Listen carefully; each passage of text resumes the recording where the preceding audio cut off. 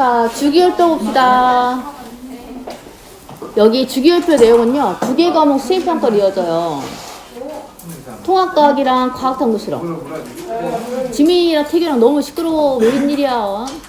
자, 두 개 과목 수행평가인데 통합과학에서도 주기율표 수행평가라고요. 과학탐구 실험에서도 주기율표를 시험표를 하는데 수행평가를 하는데 주기율표 1번부터 20번까지를 자세하게 외우셔야 돼요.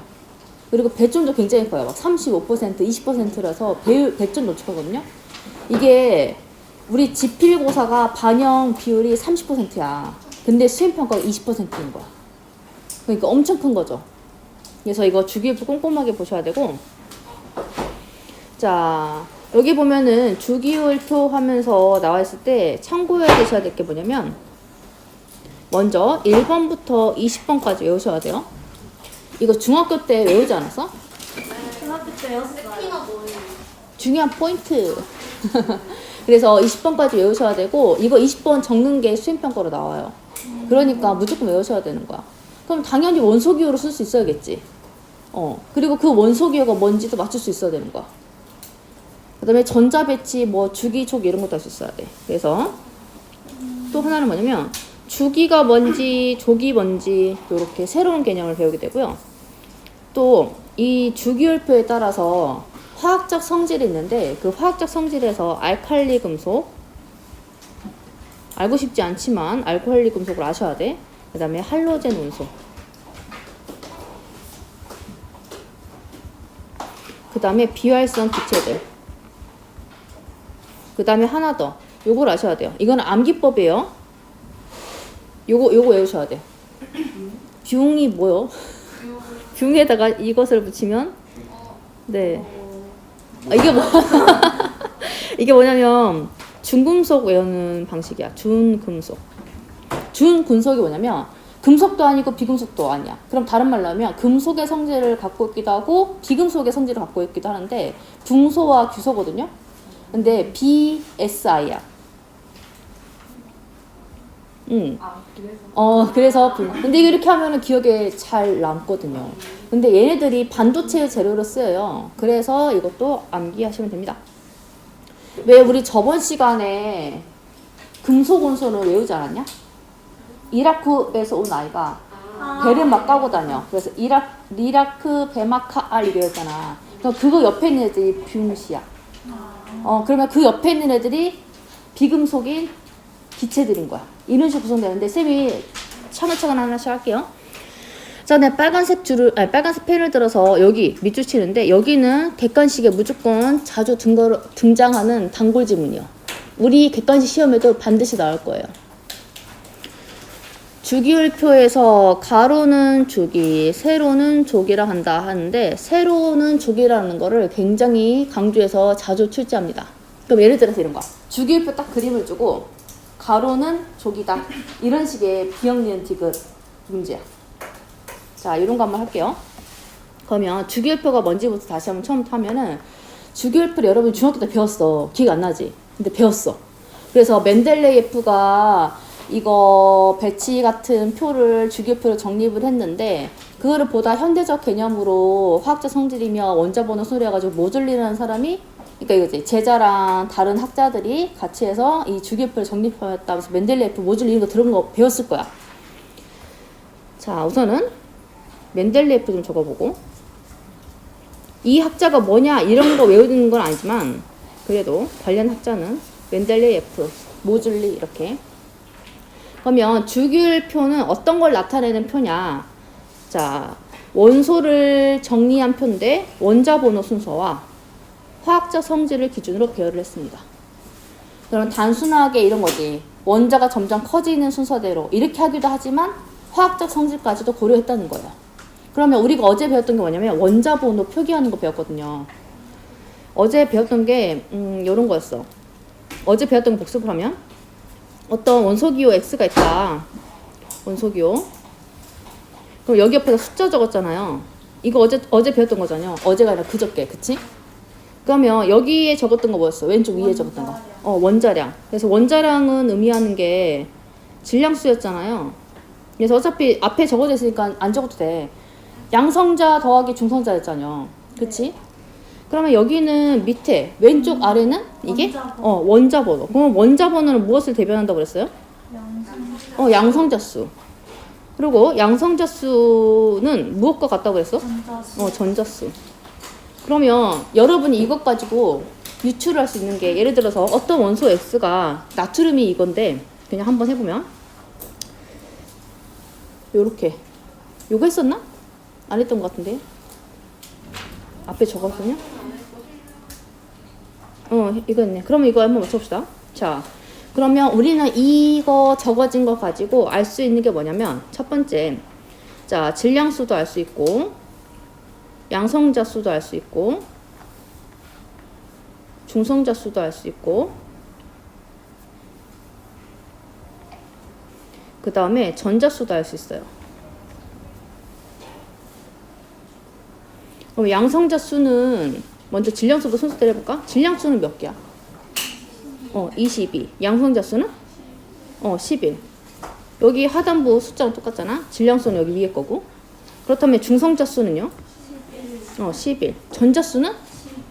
11 이렇게 할 수 있죠. 이제 쌤이 숫자를 한번 바꿔볼 거예요.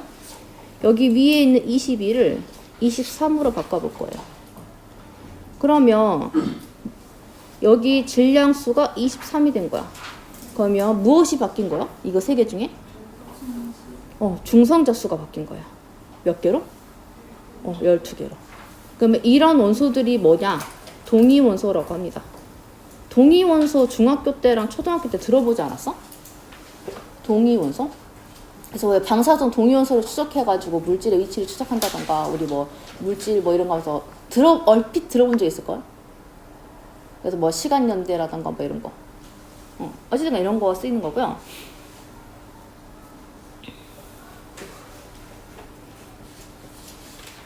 그럼 여기에 이쁘게 적혀 있어요. 원자 번호는 원자핵을 이루고 있는 양성자수와 같으며 밑줄 좀 그어볼게요. 양성자수와 같으며 전자수와도 같다. 이렇게.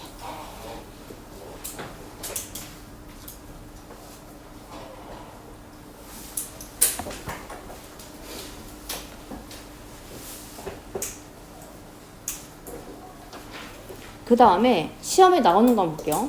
주기율표는 이렇게 표로 정리된 것들을 주기율표라고 해요. 원소들을 쭉 이렇게 정리해 놓은 거야. 원자번호 순으로, 그다음에 화학 성질에 따라서. 그러면 각각의 기준에 따라서 정리를 했는데 그 기준이 가로줄, 세로줄이에요. 여기 표 한번 그려볼게요.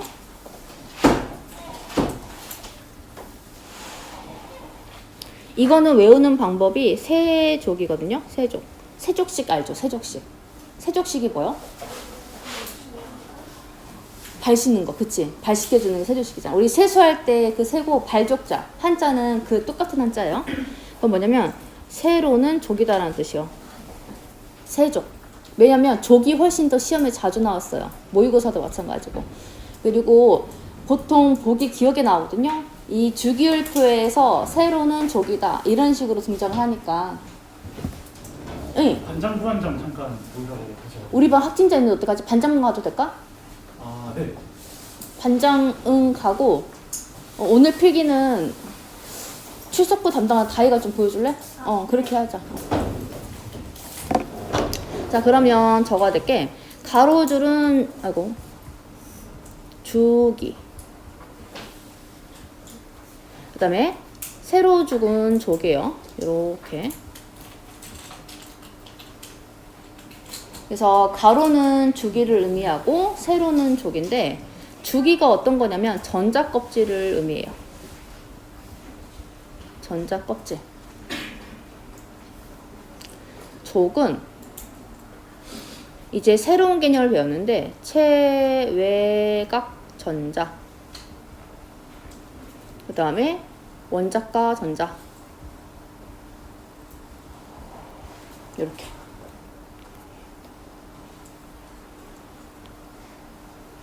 그러면 이 용어가 어떤 뜻이냐면요. 전자 껍질은 전자가 머무를 수 있는 공간을 전자 껍질이라고 그래요.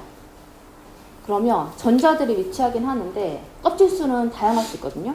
그러면 체외각 전자는 뭐냐면 그 껍질 중에서 가장 바깥에 있는 껍질에 있는 전자수라는 뜻이야. 가장 바깥 껍질에 있는 전자수. 그리고 거기에서 화학적 성질을 나타낼 수 있는, 결합할 수 있는 전자들을 원자가 생겨나는데, 이거 어차피 다시 한번 해줘. 그러면 여기에서 주기와 족의 의미를 예시로 하나 줄게요. 이거 이해할 수 있어야지만 수행평가할 수 있어요. 1주기 1족부터 한번 볼게요. 1주기 1족은 우리가 알고 있는 정보가 있으면 수소가 1번이잖아요. 수소는 우리가 알고 있는 정보가 원자핵으로 양성자 한 개를 가지고 있어요. 그러면 여기에 전자가 하나 치면서 원자가 된 거지. 이렇게. 그러면 이거야. 전자 껍질은 한 개죠. 그래서 1주기. 그 다음에 바깥에 있는 전자 수가 한 개죠. 그래서 1족인 거야. 이런 뜻이야. 그러면 2주기, 3주기는 뭐냐면 껍질 수가 점점 늘어나는 거지. 그럼 2주기는 어떤 거냐면 껍질 수가 2개인 거예요. 그러면 3주기는 3개. 얼마?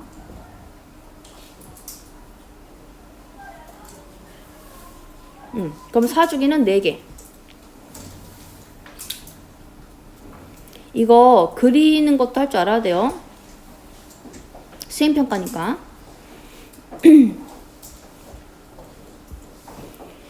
자, 그리고 하다가 혹시라도 헷갈리면 나중에 유튜브 다시 한번 찾아서 봐. 올려놓을 테니까. 그러면 방금 1주기 1족을 했는데 이거야. 주기가 같은 애들은 항상 전자 껍질 수가 한 개고요. 그럼 이거야. 1주기 애들은 이렇게 보면은 1주기 애들은 다 전자 껍질 수가 한 개고 2주기 애들은 다 전자 껍질 수가 2개. 3주기 있는 애들은 3개. 이런 식이고 족은 바깥에 있는 전자 수라고 그랬잖아. 1족은 1개, 2족은 2개, 13족은 3개, 14족은 4개. 이런 식이에요. 그럼 그림을 통해서 한번 다시 한번 볼게요. 자, 그럼 2주기에 1주기에 리튬 한번 해볼게요. 리튬은 어떤 식이냐면 리튬은 껍질 수가 2개인데 가장 바깥 껍질에 전자가 1개 있는 거야. 요런 거야. 그러면 2주기 2족은요. 요거 한 번만 더 그리면 될 것 같아요.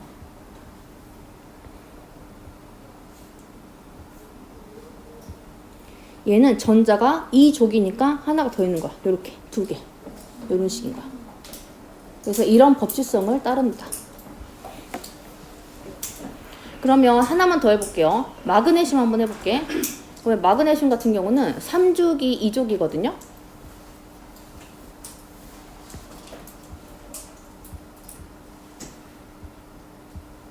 그러면 얘는 3주기니까 껍질수가 3개인 건데 2족이잖아. 그래서 바깥에 있는 전자는 이렇게 2개라는 뜻이요.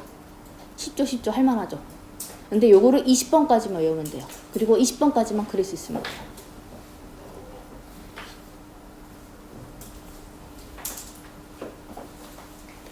자, 그러면 이렇게 해서 주기랑 족은 몇 개씩 구성되어 있는지 한번 볼게요. 여기. 이렇게 주기하고 족은요, 각각 7개, 18개가 주는데 밑줄 한번 볼게. 주기는 1에서 7주기가 있고요. 족은 1에서 18족까지 있어요. 그러면 우리가 1번부터 20번까지 외우셔야 되는데 1번부터 20번까지 할 때 화학적 성질에 일치하는 것을 우리가 20번까지 외울 건데 그러면 이게 나란히 있는 게 없어서 그런데 여기 1족, 2족 하고 그 다음에 보면 3, 4, 5, 6, 7, 8, 9 이렇게 있죠. 여기는 화학적 성질의 규칙성이 약간 어긋난 게 있어서 그 다음으로 우리 외워야 될 거 뭐냐면 1족, 2족 다음에 13, 14, 15, 16, 17, 18 이걸 보셔야 돼요. 그러면 여기 있는 것들은 어떻게 보냐면 끝에 있는 숫자만 보면 돼. 그러면 13족은 전자가 3개인 거야. 그러면 여기다 한번 그려볼게요. 자, 붕소 같은 경우는 2족이 13족인데 그림 이것만 그리고 조금 더 내가 넘어갈게. 그러면 2족이니까 전자 껍질은 하나, 그림 드럽게 못 그리네. 자, 하나, 둘, 요거야. 그 다음 13족이면 전자가 3개인 거지. 이렇게. 그럼 탄소 한번 해보면 탄소 말고 규소를 한번 해볼까? 규소 한번 해볼게요. 규소 같은 경우는 3주기. 지금 규소 한번 해보면 여기다 한번 해볼게. 여기 규소 한번 하는 거예요. 이거 규소. 규소를 해보면 규소는 3주기 14족이거든요. 그러면 3주기니까 전자껍질 수는 3개.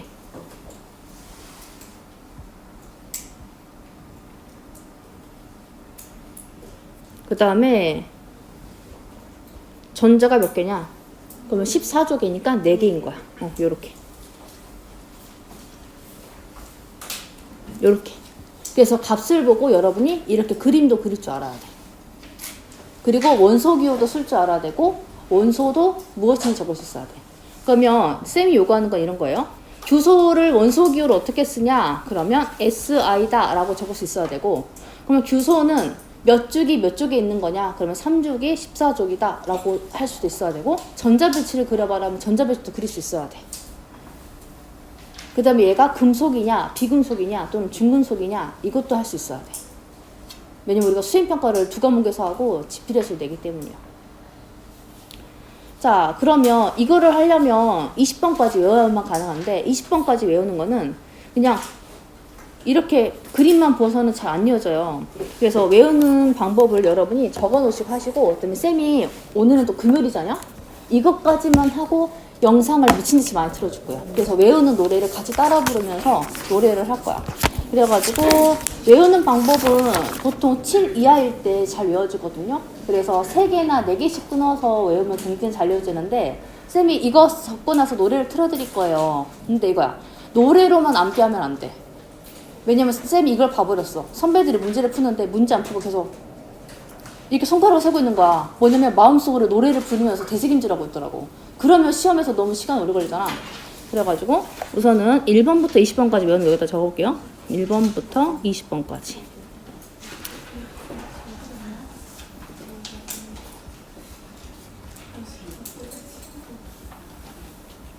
적으시오.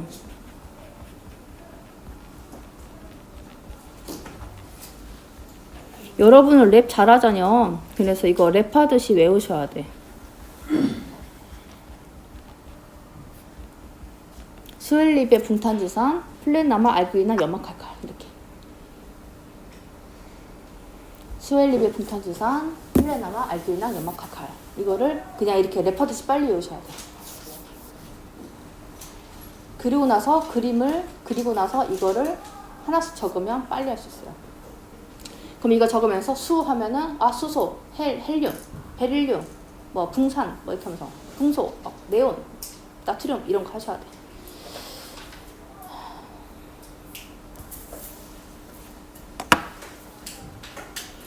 그러면 적는 건 이제 한 개만 더 적고 끝나는데, 요거 한번 볼게요.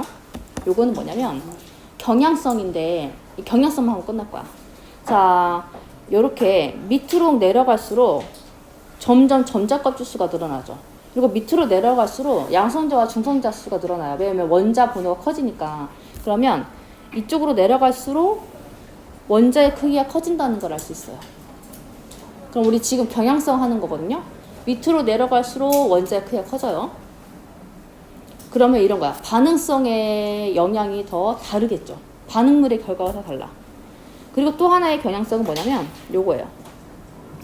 그림을 그릴 건데, 우리가 주기 그 다음에 족 이렇게 하면은 보통 왼쪽에가 금속 원소들이 위치합니다. 네. 제가 이제 장대가 이래가지고 저거 어떻게 해요? 우선 흔들리는 거지. 네, 훨씬 나았어요. 감사합니다. 진짜 흔들림 없지?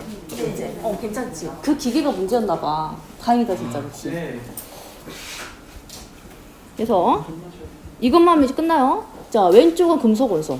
그래서 쌤이 말했던 거 리나크, 베마카, 알 요것만 기억하시면 돼요. 리나크, 베마카, 알. 그 다음에 오른쪽은요 비금속이에요. 그리고 우리가 알고 있었던 게 뭐냐면 비금속은 대부분 기체라고 했잖아요. 그래서 기체류들이 주로 분포를 하고 금속 원소는 대부분 고체죠. 그래서 고체류가 주로 분포를 합니다. 이렇게. 그래서 경향성을 알 수 있죠. 이렇게 내려갈수록 원자의 크기가 커진다. 더 무거운 원자다.